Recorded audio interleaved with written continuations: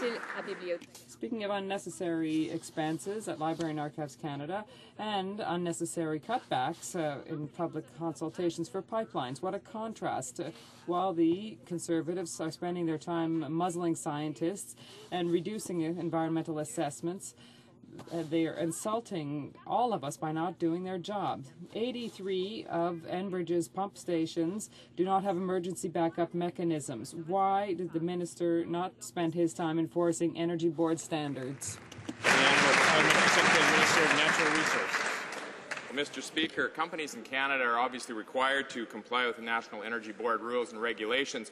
And it was an NEB audit and inspection that revealed this issue, and that's what's leading to work to solve this problem. Our government has increased pipeline inspections, pipeline audits, to ensure that Canada has the safest pipeline system in the world, and this has contributed to an increase in reported incidents from 2011 to 2012. The honourable member for Halifax.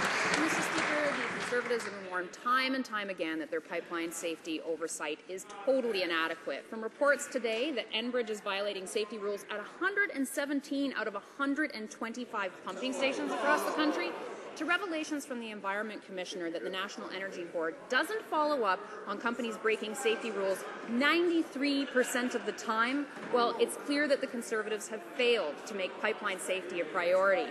So will the Conservatives only act when they get caught with a disastrous spill? Very good. The Honourable Parliamentary Secretary.